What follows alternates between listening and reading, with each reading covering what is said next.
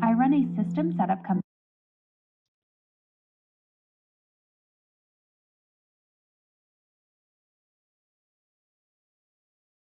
If you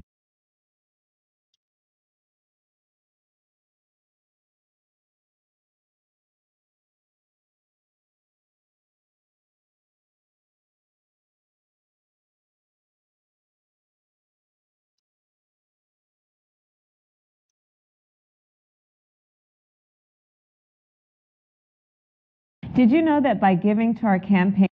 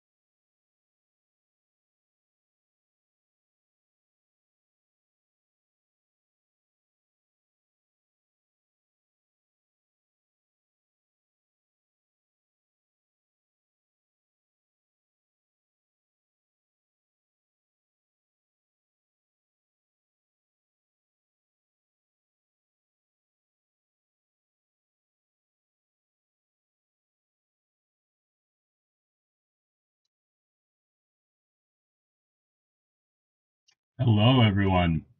So I apologize for the delays on this stream. I was having some issues and some conflicts, but welcome everyone to my Daylight DC1 stream. This is kind of just the intersection of where my passions are, like laptops and e-ink. So I'm hoping that I can give you guys some information on everything I've researched and have some Q&A as well if you guys have anything that you'd like to ask, shoot away throughout the actual stream here. So anyways, the first thing I want to start with is just kind of a general overview of the company. Now, this device is going to be coming out in the next couple months, and essentially what it is, they say here, the computer de-invented. And in that sense, it's just meant to be kind of like a simpler, easier to use device that is apt for you to just not get distracted. You know, kind of like, I'll go back here, kind of like something like the Remarkable, where there is, you know, an attachment and you just really get into that focus mode, right? So if we look back here at their website, they actually have a cool website. I would definitely recommend checking it out. But there is essentially also this aspect of the warm glow. So blue light is something that's known to mess with your circadian rhythm a little bit and make you essentially fall asleep later, which is generally not a good thing in today's society that we're always in front of a screen. So I'm just going to scroll a little bit through here. And you can really notice if you look here, the 60 FPS they're kind of talking about, these smooth actual like refreshes of the screen. That's something that e-ink devices suffer from because of the nature of the technology. But this is really kind of novel in the aspect that, you know, we've had.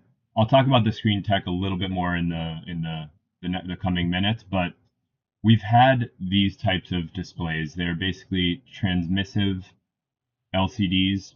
Transmissive is a mixture, transmissive is a mixture of a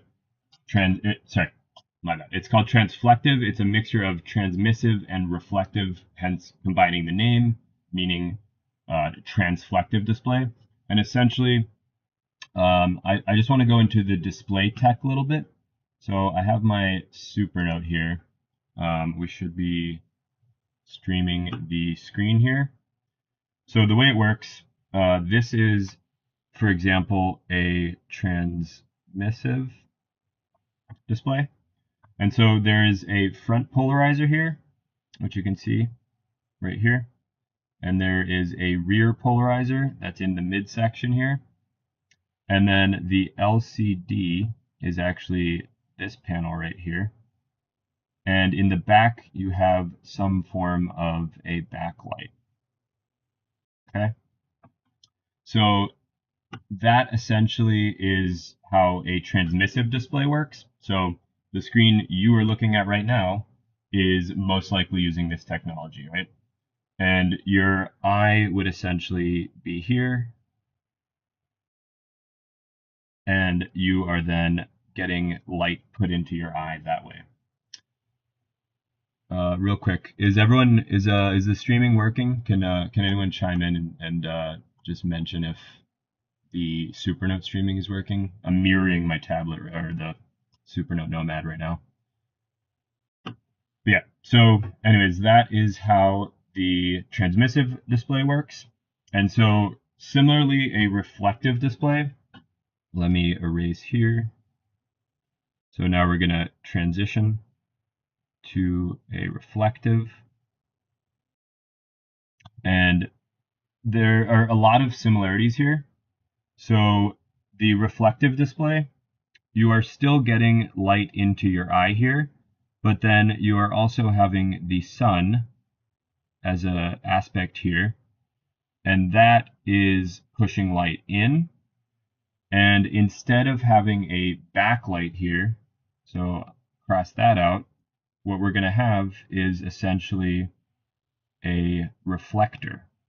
And so it's some form of a metallic sheet, kind of, essentially, that is put in the back, and it reflects the sun, and that is basically then what you're seeing.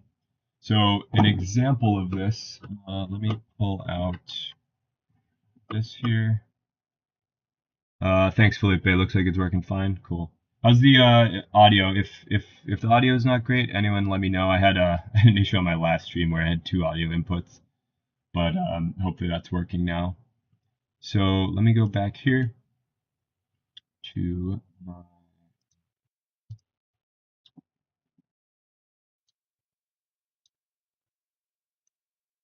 All right, so this is, for example, I mean, you can see right there, right? When the light is not shining on it, this is a Playdate Panic. When the light is not shining on it, it is like virtually almost black and really dark if you don't have ambient light. But when I put it in the light here, you can see that this is much more visible. And so this is an example of the reflective display that I'm actually showing you here. And yeah, that's just an example. I mean, something else that's kind of a similar example, but not exactly, is a Game Boy. So this is a similar concept where it is very reflective, right? And so now that I've kind of displayed what a transmissive and a reflective display is, let's discuss let me go back here and show you here. So a transflective display, let's get rid of this, put this here.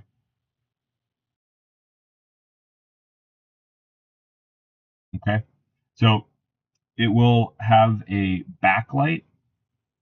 Actually, let me get rid of this. So this is, as you can imagine, a transmissive and reflective display combined is a transflective display.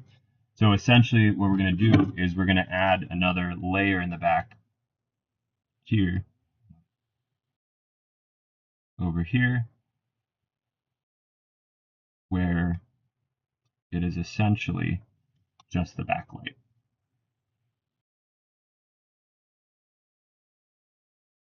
Okay, so then you have a backlight and a transflector that will go here.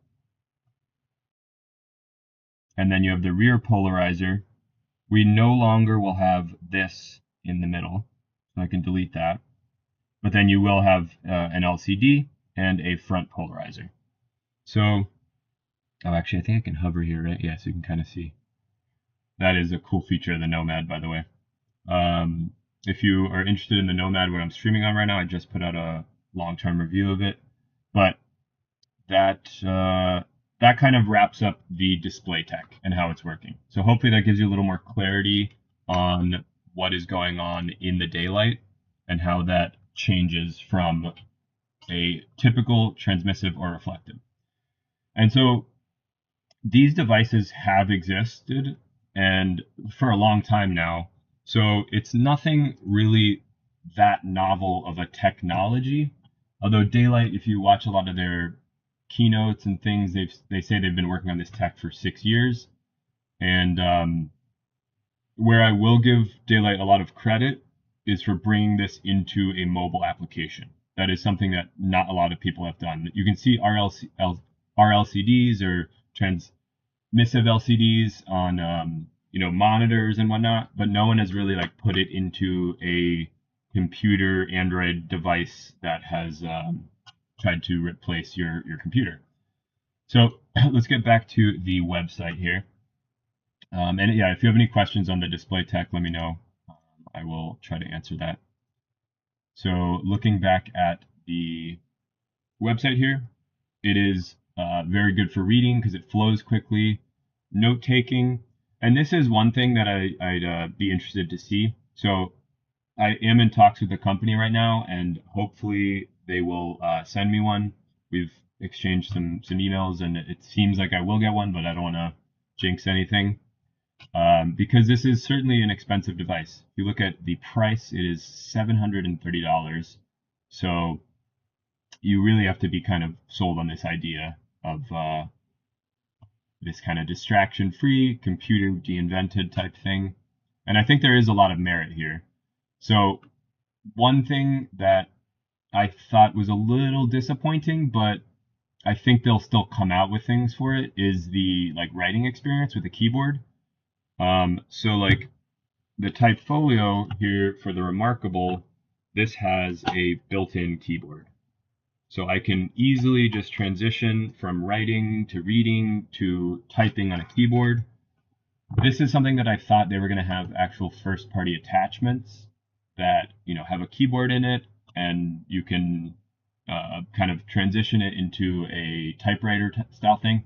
But if you look here, this is a stand that is clearly third party, the Logitech keyboard, and so they don't really offer any first party accessories. I did notice there is in one of these photos here, well, this is a case of some sort, but there are little pogo pins in the back, so I'm hopeful that at some point they will actually have some form of an accessory that they will offer. And yeah, this is the little thumbnail I used here. But in sync with the sun. So if you've tried to use your modern kind of laptop, it is not a fun experience using outside. And so this is one of the things that it really aims to solve here. And that brings me to the actual operating system. So it's running a version of Android 13, and they say they're going to have a custom OS called Sol OS, but I think some of the best content out here right now for this is Joshua Cheng's kind of stuff here. And so he talks about the device. He has one. He's had two actually, because I think they sent him one that was a pre-release and like older hardware and software. So I'll link these below, but you should definitely check out Joshua Cheng's two videos he did on this. The first one, I thought some of the things of note in here were here, let's see. He talks about trying to, sorry, I've got an ad here, but he talks about trying to consume content on the device and how the speakers are actually pretty bad, and that's actually a good thing. So perhaps, having those kind of crappy tinny speakers in it is less apt to make you want to search the internet, watch videos, and so that lends to the productivity of this device. And then I think he had a cool shot here marked down where it just shows it versus the Kindle. So here's something you can really notice. I'll make this full screen, is the contrast, right? And so the Kindle just generally has better contrast because of the nature of the e-ink technology. One of the things you should note about the Daylight is that it's not bistable. And this is certainly one of the trade-offs of having fast technology in terms of the screen refresh. Bistable means that when there's power sent to it or when there's not power sent to it, there is still something on the screen. And if you've seen a Kindle, you would know kind of what I'm talking about here. But it is the contrast, and I think the newer version you got, I'll show some pictures of it later, is actually a little more greenish tint than this one, or yellow-green tint. But you can see the Kindle really gets that kind of white, like dark, or like white dark contrast, or almost like a gray dark contrast. But this is a little more yellowy green tint to it. Felipe, what about the writing latency? Good question. So that actually ties a little bit into the screen technology, and I can't say for sure, but I would imagine that the strokes that you're doing would look a little bit smoother than on e-ink. But honestly, the e-ink writing experience has gotten so good, and the latency, like this, I think the Remarkable is worse than this Supernote Nomad, but like you can see, oh, sorry, I'm not on the pencil or fine liner. Let me get a thick one so you can see. This is immediate, right? And let me actually switch so you can see. Like, there is almost no delay there. And so it's really not something that I think of as a downside on these e-ink tablets. But that being said, I do think there is potential that it could be slightly faster. But it's going to be one of those things that you notice when you're looking under like a high-speed camera. I don't think from day-to-day usage it's going to feel much better. But I do think that it has the potential to be a little bit faster than these e-ink devices. So yeah, good question. Thanks, Felipe. Now let me go back to the site here. All right, and scrolling is certainly one of the things. Scrolling, pinching to zooming. So I think, if you are someone that's on the fence of actually investing in one of these, that's $730. You really have to think about your use case, because like it's quick. It's 60 FPS. I think they actually even teased that it could go up to 120 FPS, but the hardware is just set to 60 right now. So you have to think like, am I scrolling through documents all the time? Am I scrolling through websites? If you want to do that, then this is certainly going to be a better experience than an e-ink tablet, because scrolling, pinching to zooming is not the best. It's probably the best on a books device where they have the super refresh technology and they have like ultra fast modes on the settings you can do there.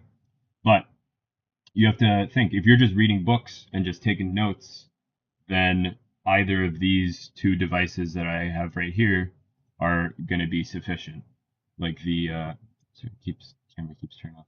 The Remarkable or the Supernote Nomad. You will have really good experiences with these. So I think the benefit that it has is also kind of the App Store. This you can install apps on, but this is a smaller screen, so it's kind of limited in that sense. And you have to sideload them, so you can't just like download it from the App Store. But the actual Daylight, you can do that, and it might feed into the workflow of some of the apps you want to use a little bit better. So that's something to consider. I know in the video I was referencing, Josh said that he used was it Spark, and he used Notion. And in the version he originally got, they were slow to the point of being unusable, but that was a pre-release, which he kind of frustrated him, I think, because they sent him an earlier version, which they definitely should not have, because he's one of the few people that has this device in the wild. But from what I understand in the second video, his overall core experience didn't really change, but his actual kind of experience with these apps did change, and so they got a little bit better in that sense. Here's an example of the light here. And so, interestingly enough, I was talking about the display technology. This is not a front light like you see on a Amazon Kindle Scribe or a books device like the Note Air 3C. It is a actual backlight. So I think that's why they really went with the warm glow, because as we know, just staring into a blue light is not the best thing.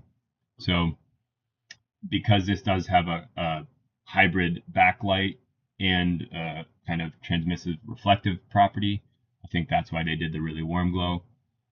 And then it does use a Wacom EMR, so you were talking about the writing speed. That is good. I imagine it's going to be your kind of standard 4,000 levels of pressure sensitivity and whatnot.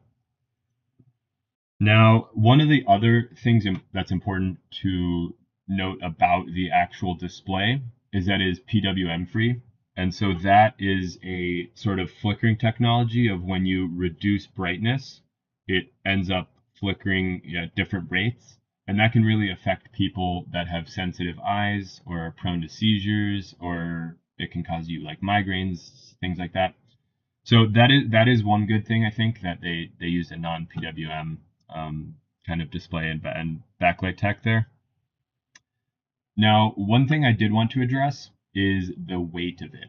So if I go to his other video here, I wrote down.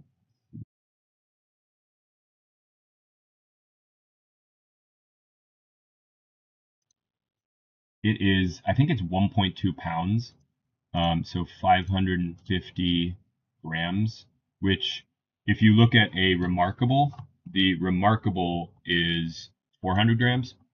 And so, I mean, there he has it next to a Remarkable. And this is an interesting one because even in the dark here, where you would expect it to be roughly similar, it is significantly darker. And that is probably due to the layers of the display tech I was talking about, where you have the polarizer, the LCD, the rear polarizer, then another film and a backlight. And the Remarkable, it's basically just the glass and the technology, the e-ink technology on the screen. So it will appear better in the dark, but then you have a little backlight there to kind of aid it. But yeah, so like I was talking about the weight, it's 550 grams versus 400 is decently significant. It's, you know, it's not a massive thing like a laptop you're carrying around, but if you're going to carry accessories and things that kind of supplement it, then it is possibly something that could be a little heftier in general.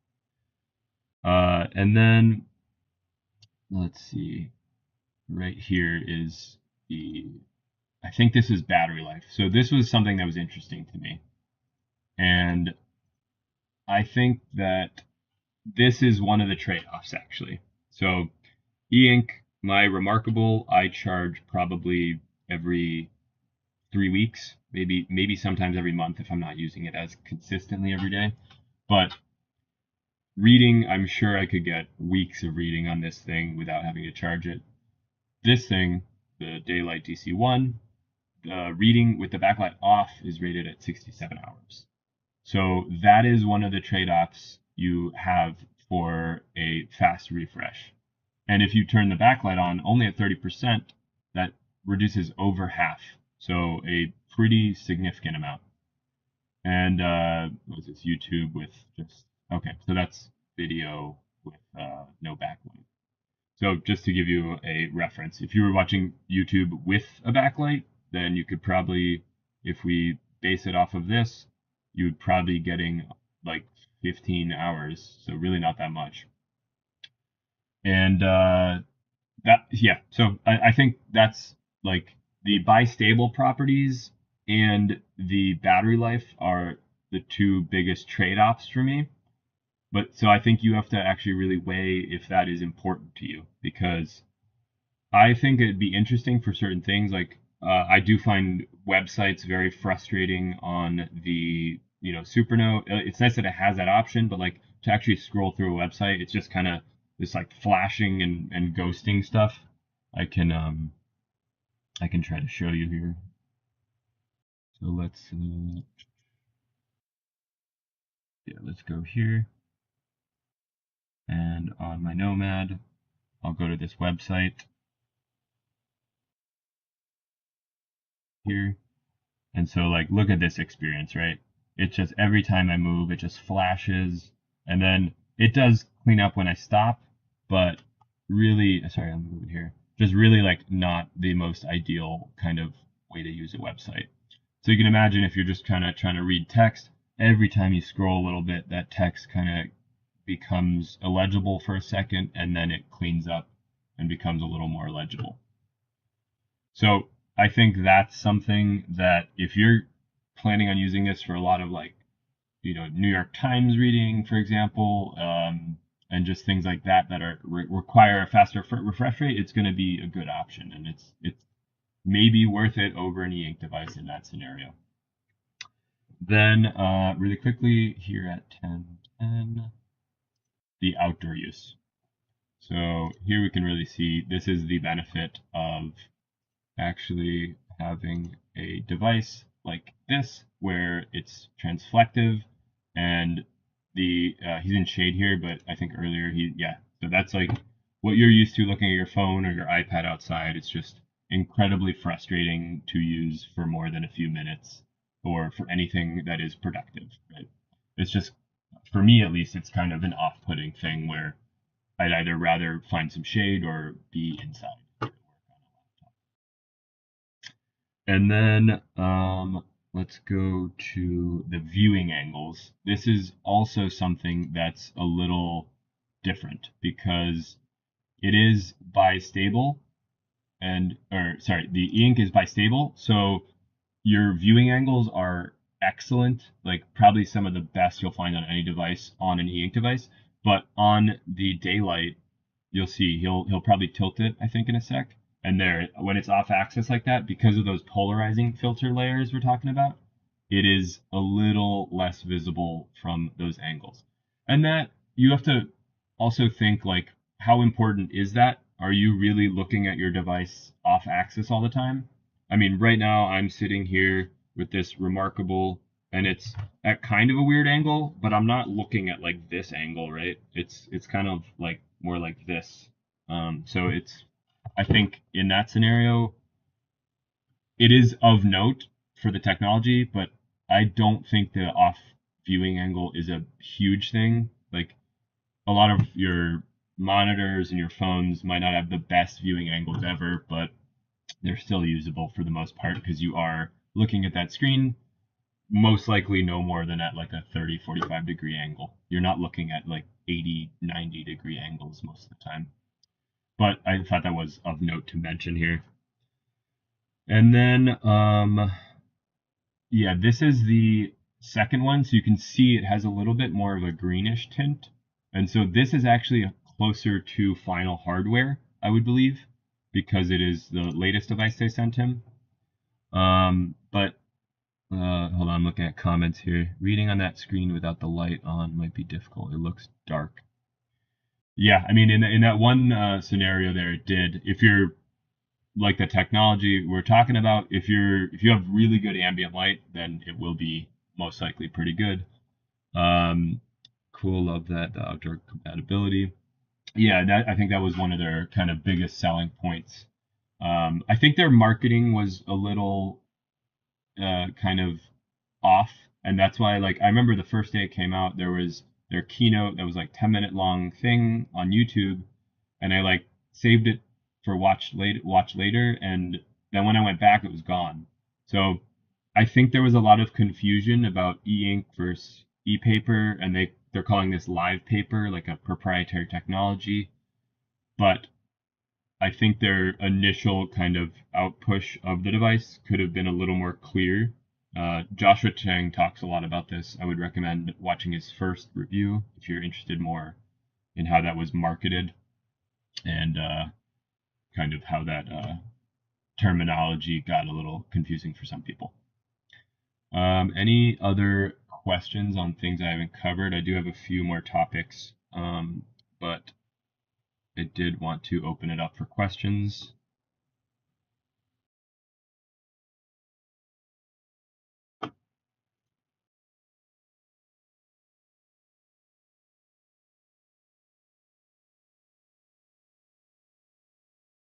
Okay.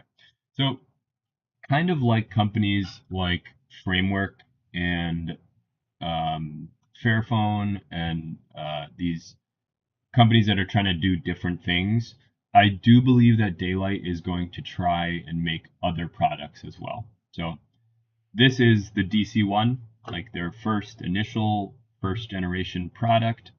And so I do think it's something that maybe has some compromises and some trade-offs, but I do think that what the company's doing here is good.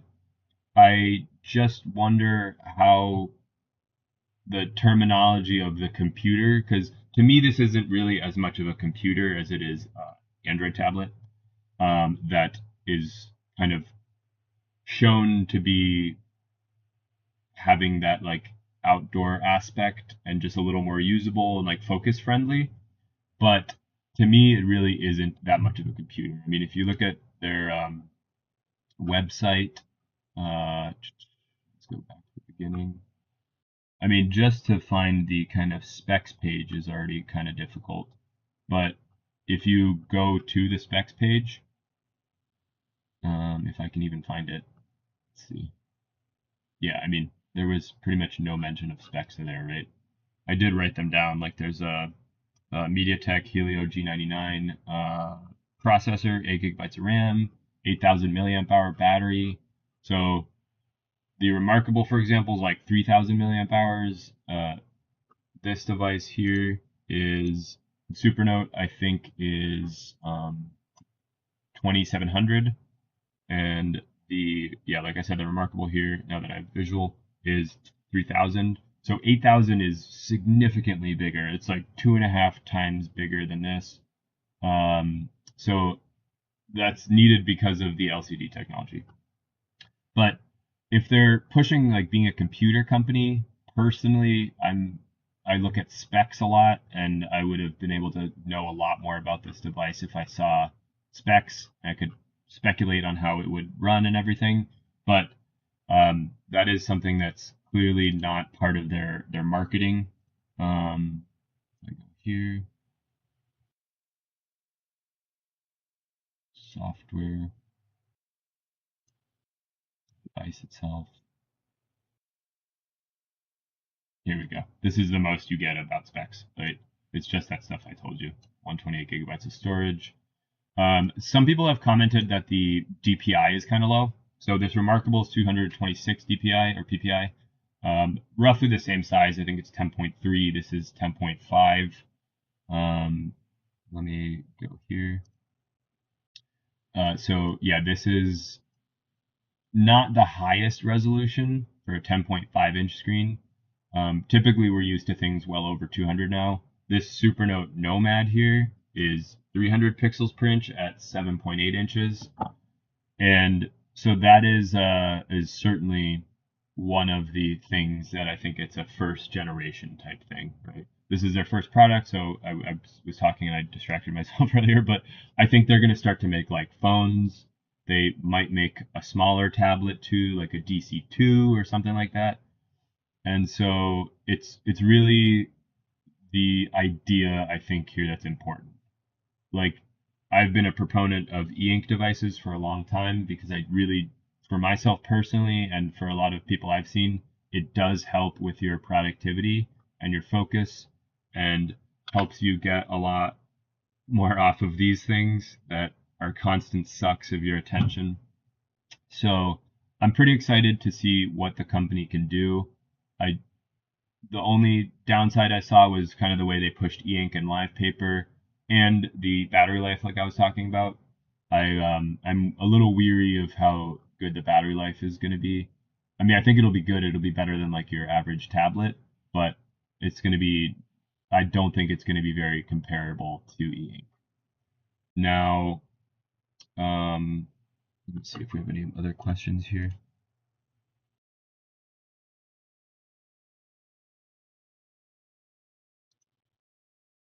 Okay. So yeah, going back here, software. This was one thing that I think Soul OS got a little. I think it's delayed, or maybe they're launching it when it comes out. But right now, I think it's just been running versions of Android.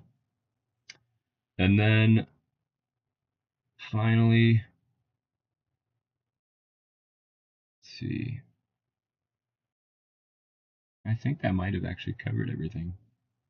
But yeah, so like yeah, I think the concept of the company is really cool. I can certainly see myself like 730 is a lot, so you really have to consider if this is something you want to buy into. But if they come out with a phone, I think that would be awesome. I think this tech is actually more apt for a phone where you are constantly doing scrolling things. On my e-ink devices, I'm typically being productive and like either reading, marking up a PDF, or just note taking. But I think on a phone with this sort of software and this sort of display tech could be really, really cool because you get not many of the sacrifices of e-ink. Like one of the biggest things on e-ink on certain devices that are like input based, like a phone is, like you're constantly kind of inputting text and whatnot. Let me switch back here. Is actually like the right. So if I lock this, pop it back, this is just like painfully slow. So if you're typing or just typing on like a phone, for example, that was e-ink, they do make e-ink phones like the light phone. Those are just not like it's not a great experience because you are interfacing with that device more and you're not using like your pen as much or just kind of reading a lot of things because it's a smaller device. But light phone, for example, they let me see if I can pull it up here. Their new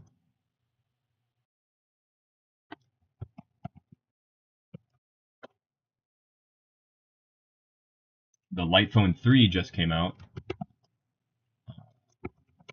3.